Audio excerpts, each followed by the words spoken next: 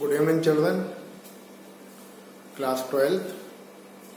Previous lecture में हमने numerical start कर देते इंटीग्रेटेड रेट ऑफ इक्वेशंस के। सही है, ये जो स्लॉट है न्यूमेरिकल्स का जो प्रीवियस लेक्चर में मैंने कराया आपको और इस बार कराऊंगा मैं 4-5 और न्यूमेरिकल। आप ये मान लीजिए इन 2 वीडियो लेक्चर से एक 3 मार्क्स का न्यूमेरिकल 100% आना है। मतलब ये दोनों लेक्चर इंपॉर्टेंट है ना।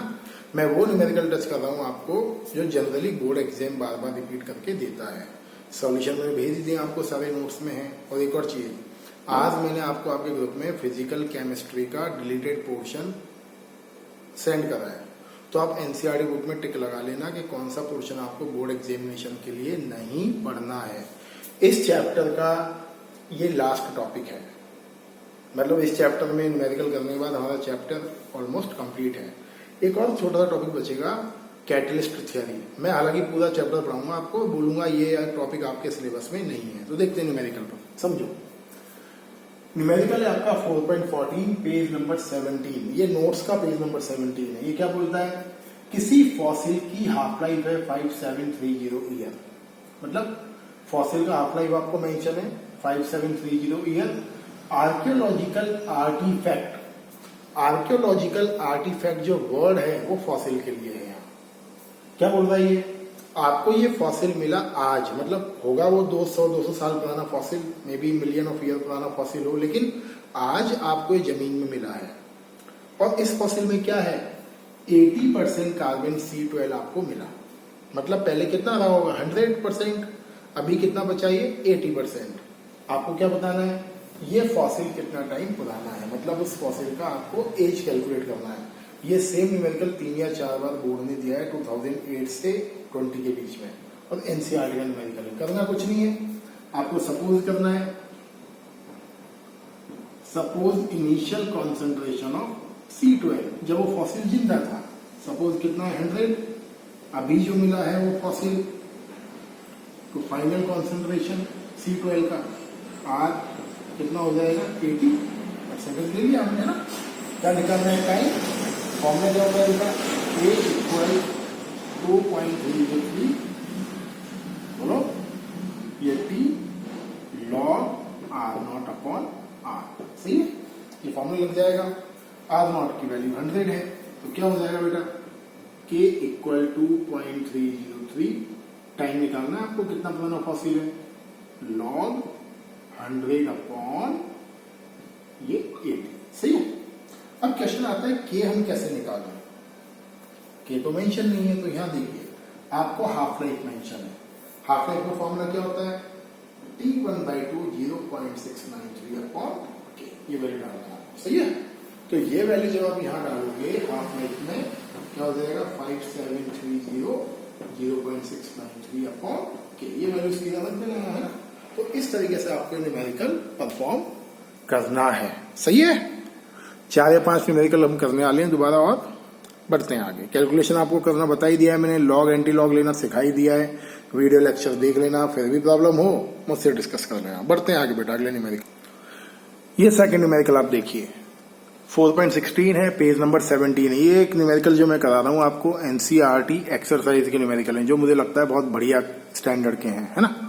देखिए क्या बोलता है न्यूमेरिकल, आपके पास फर्स्ट ऑर्डर का रिएक्शन है और फर्स्ट ऑर्डर रिएक्शन का के का वैल्यू 60 सेकेंड -1 है।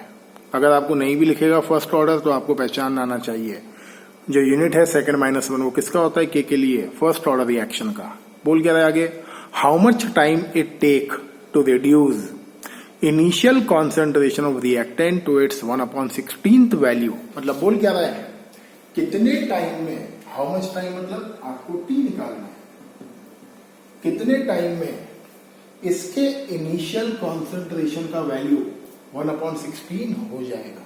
सही है। सपोज एक्स वगैरह मत करना, 100 से करना, बहुत इजी पड़ेगा। तो आप क्या लिखोगे, सपोज इनिशियल कॉन्सेंट्रेशन इक्वल 100,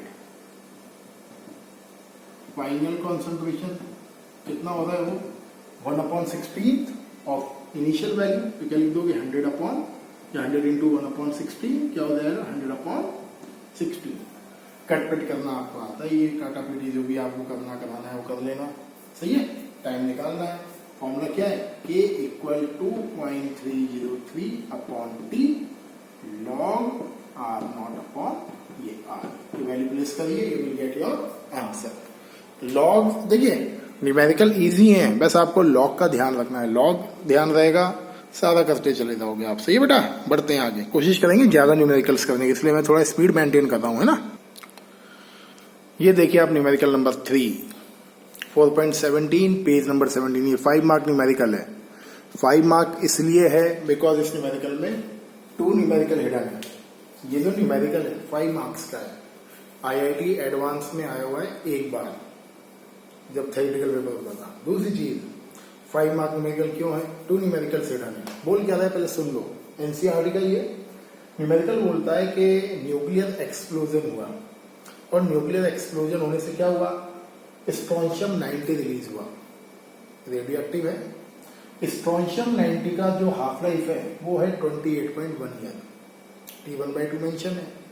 एक जो न्यूली बॉर्न बेबी है, सपोज करो हिरोशिमा नागासाकी है, तो सही है, वहां न्यूक्लियर बॉम्ब गिराया है अमेरिका ने, और वहां का जो बेबी हुआ है उस बेबी ने क्या करा, स्ट्रोंशियम 90 के 1 माइक्रोग्राम को एब्जॉर्ब कर लिया on the place of calcium, मतलब उसकी बॉडी में चला गया।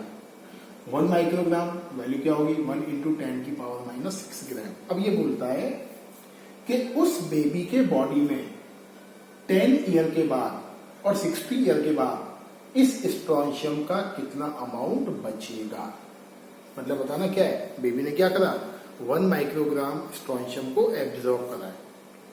आपको क्या बताना है, मतलब 1 माइक्रोग्राम क्या हो गया, initial concentration of chemical R0।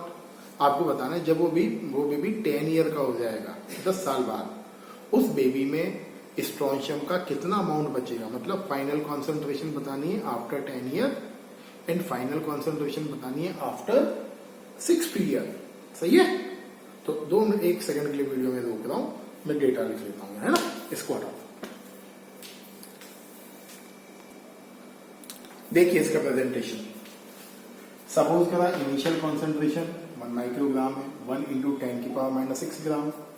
क्या बताना है, केस 1 में final concentration after 10 year and final concentration after 60 year. Simple करना क्या है, K equal 2.303 upon T log initial concentration upon final concentration. सही है, K इक्वल 2.303, टाइम कितना है बेटा, 10 ईयर है, गॉट इट। सही है, अब करने क्या आगे हमें, लॉग R0 का वैल्यू 10⁻⁻6 और ये R यहां बचेगा। सही है, तो इस तरीके से आपको कैलकुलेशन देखिए। तो यहां से क्या है, वैल्यू लगाई आपने, अब 2 अननोन वैल्यू है, तो करना क्या है आपको, R फाइनल कॉन्सेंट्रेशन बताना है आफ्टर 10 ईयर। बड़े अब देखिए प्रॉब्लम शुरू होता है इस जगह, K पता नहीं है आपको, तो K के लिए क्या लोगे आप, देखो ये हाफ लाइफ दिया हुआ है, तो K निकालोगे कैसे, T1/2 0.693 अपॉन K। T1/2 कितना मेंशन है, हाफ लाइफ 28.1 0.693 अपॉन K। ये वैल्यू यहां रख देना। जैसे ही वैल्यू यहां प्लेस करोगे आपको R का वैल्यू मिल जाएगा। बट एक बार ध्यान रखना, इतना सिंपल नहीं है, एंटी लॉग लगेगा, तो इसका कैलकुलेशन मुझे करके बताना। सही है, नहीं आता है मैं करके बताऊंगा आपको कैलकुलेशन। तो यहाँ एंटी लॉग लगना है बेटा, क्योंकि यहां K का वैल्यू रखोगे, ये लॉग आपका R का वैल्यू आएगा लॉग दिस अपॉन दिस। अगर लॉग किसी वेरिएबल के साथ है then we use anti log. ये वेरिएबल के साथ है, देखिए ये, और लॉग से हो जाए तो लॉग से कर लें, वो आपके ऊपर है। आप मैथ के स्टूडेंट्स हैं, जो मेथड आपको बेटर लगे वो मेथड आप अप्लाई करिए। अब देखिए जैसे यहाँ देखिए 60 ईयर के बाद again formula K equal 2.303 upon T log R0 upon R। Initial में वही आना है, इनिशियल कौन सी कॉन्सेंट्रेशन है आपकी, कहाँ गया इनिशियल, ये 10⁻⁻6, फाइनल बताना है, टाइम 60 ईयर है, K का वैल्यू यहाँ से निकाल के यहाँ रखना है। सही है। 5 मार्क का इसीलिए है क्योंकि कैलकुलेशन जबरदस्त है इसकी, मतलब आपको प्लस माइनस ज्यादा करने पड़ेंगे। तो यहां से के का वैल्यू निकल के यहां जाएगा। 5 मार्क का क्यों है? 2 मार्क का पार्ट ये है, 1 मार्क्स हाफ लाइफ के हैं और 2 मार्क्स यहाँ है। ऐसे मिलाकर ये न्यूमेरिकल आपका 5 मार्क्स न्यूमेरिकल है। देख लीजिए एक बार और। फर्स्ट केस में हमको क्या करना है, के का वैल्यू निकालना है 10 ईयर वाले केस में, और 10 ईयर वाले केस के लिए के का वैल्यू किससे मिलेगा आपको? हाफ लाइफ से। वैल्यू प्लेस कर देना। 60 ईयर वाले केस में के का वैल्यू प्लेस कर दोगे, क्योंकि बिकॉज रिएक्शन के लिए के का value remain constant, same chemical है तो के क्या रहेगा आपका? कांस्टेंट रहेगा। तो जैसे ही आप 60 ईयर वाले केस में प्लेस करोगे आपको आर का वैल्यू मिल जाएगा। सही है। तो यहां से के का वैल्यू यहां लगाना है, तो क्या हो जाएगा? ये के इक्वल 2.303 टाइम 60 ईयर है, लॉग इनिशियल कॉन्सेंट्रेशन 10 की पावर -6 अपॉन आर। ये आपको आर निकला है। सही है। लेंदी है बट टफ करोगे तभी मजा आएगा। सिंपल सिंपल में क्या रखा है करके देखना। न्यूमेरिकल नहीं है, मैं बताऊंगा फिर अगले वीडियो लेक्चर। ये अगला न्यूमेरिकल देखिए आप। आपके पास एक फर्स्ट ऑर्डर रिएक्शन है। फर्स्ट ऑर्डर रिएक्शन को 40 मिनट लगता है किसी केमिकल की कॉन्सेंट्रेशन को 30% करने में। ये ध्यान से सुनना। First order reaction take 40 minutes to reach the concentration of chemical to its 30% decomposition. सही है। फर्स्ट ऑर्डर रिएक्शन को आपके केमिकल की कॉन्सेंट्रेशन को 30% करने में लगता है 40 minute. Find out half life of reaction. सही है। तो रीड कर लीजिए ढंग से क्वेश्चंस को। ये भी बोर्ड में आया हुआ है, एनसीईआरटी का है, मैं डेटा लिखता हूं सारा। देखिए आपका डेटा ये। सपोज इनिशियल कॉन्सेंट्रेशन 100 है। 100 क्या है आपका initial concentration. Final concentration 30% decomposition. ये ध्यान से देखिए, इसको क्या करा इसने? 30% डिकम्पोज करा है। अब अगर 30% डिकम्पोज हो गया है तो कितना बचा? 70%। तो आप क्या लिखोगे? Final concentration equal 100 minus 30 equal 70। ये तो पता है ना, आर नॉट का मतलब इनिशियल कॉन्सेंट्रेशन होता है, आर का मीनिंग क्या होता है? Final concentration of reactant. Time कितना लगा? 40 मिनट्स। क्या बताना है? Half life T1/2। T1/2 का फॉर्मूला क्या है? T1/2 इक्वल 0.693 अपॉन के। के तो है नहीं, अब के यहां से निकालना पड़ेगा। के equal 2.303 upon T log are not upon के आर। सही है। के इक्वल 2.303 टाइम 40 है, लॉग आर नॉट 100 अपॉन 70। सही है। कई स्टूडेंट्स बोलते हैं सर इसको सेकंड में क्यों चेंज नहीं करा? अगर आप सेकंड में चेंज कर लोगे तो भी दिक्कत नहीं है। के का वैल्यू क्या आएगा? सेकंड -1। यहां प्लेस करोगे हाफ लाइफ किस में आएगा आपका? सेकंड्स में आ जाएगा। अगर मिनट में छोड़ोगे तो के का वैल्यू क्या आएगा? यूनिट्स क्या आएगा के का? मिनट -1। यहां वैल्यू प्लेस करोगे हाफ लाइफ किस में आएगा? मिनट्स में आ जाएगा। तो कोई इतना बड़ा मैटर नहीं है। आप चाहें तो सेकंड्स में रखें, आप चाहें तो मिनट्स में रखें। तो ये थे आपके numerical integrated rate of reactions पर। जो सेम न्यूमेरिकल्स हैं वो मैंने आपको नहीं कराए। आप ट्राई मारना, फिर भी दिक्कत हो मुझे मैसेज करना, मैं आपको बताऊंगा। यहां तक आपका पूरा चैप्टर आपके सीबीएसई के सिलेबस में है। सॉरी, इसके बाद है आपका आरेनियस कॉन्सेप्ट। आरेनियस में शायद पढ़ लेना। आरेनियस इक्वेशन और आरेनियस के न्यूमेरिकल नहीं है। क्यों नहीं है? अगर आरेनियस का इक्वेशन ही नहीं होगा तो न्यूमेरिकल्स नहीं होंगे। बट मैं आपको पढ़ा रहा हूँ, पीछे कॉलेजियन थियरी नहीं है आपके सिलेबस में। केवल एक टॉपिक है कैटलिस्ट थियरी। तो इसके बाद जो मैं आपको आरएनएस पढ़ा रहा हूँ, पढ़ लीजिए, पढ़ने में कुछ नहीं जाता है, नॉलेज बढ़ता है ना बेटा। उसके न्यूमेरिकल और आरएनएस इक्वेशन आपके सिलेबस में नहीं है। बढ़ते हैं आगे।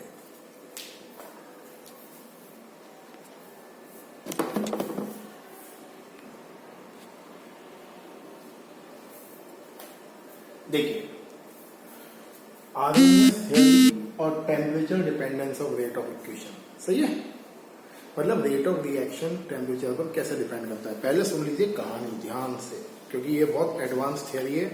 आईआईटी एडवांस का सबसे इंपॉर्टेंट पार्ट है। मतलब आईआईटी एडवांस में से हमेशा न्यूमेरिकल आरएनएस थियरी से आते हैं। इसलिए इंपॉर्टेंट है और एमएससी में भी है। तो देखिए क्या बोलता है ये बोलता है आरएनएस जो बोलता है कि टेम्परेचर बढ़ाने पर रेट ऑफ रिएक्शन बढ़ता है। ये सिंपल बोलता है कि अगर आप टेम्परेचर इंक्रीज करोगे तो kinetic energy of reactant molecule increase.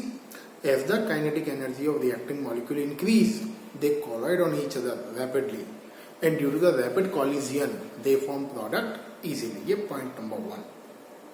Point number 2 समझिए, जैसे आपने रिएक्टेंट्स लिए, यहां से सुनना जो बोलने आ रहा हूं मैं। सपोज आपने रिएक्टेंट्स लिए, ये रिएक्टेंट के मॉलिक्यूल्स हैं, ये रिएक्टेंट है ना। सपोज ये मॉलिक्यूल है आपके H2 प्लस O2 और ये बना वाटर।